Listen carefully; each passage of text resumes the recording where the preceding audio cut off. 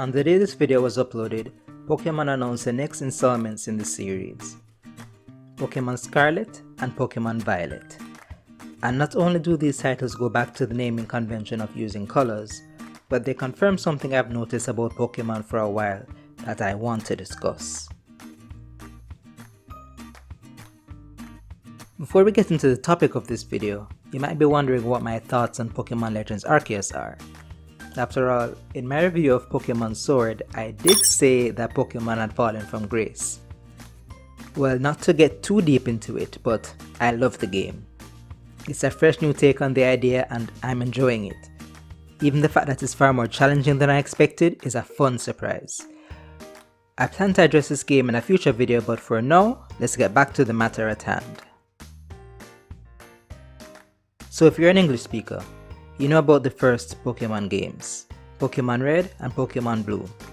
But of course, the real first games released in Japan were Pokémon Aka, Midori, Pokémon Red and Pokémon Green. According to Screen Rant, they decided to go with the red and blue motif for the Western release, to cater to Americans by using the red and blue of the flag of the US.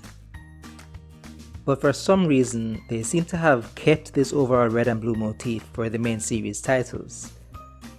There are exceptions, of course. There's Gold and Silver, Black and White, and Let's Go, and a few others. But by and large, it looks like they've maintained a motif with one game more on the red side and another more on the blue side. And with Scarlet and Violet, they returned full force. And I'm kinda wondering why. It could be simply the visual aesthetic of it. Red and blue are basically opposite each other on the color wheel, and when you invert red in a paint program, you get blue. Other media also use red and blue to visually represent duality and opposition.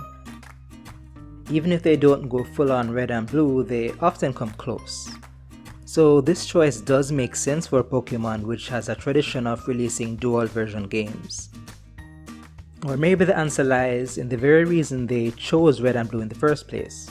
The flags of many of the world's countries feature some shade of both red and blue after all. So maybe they chose these colors to appeal to people from all over the world. What do you think though?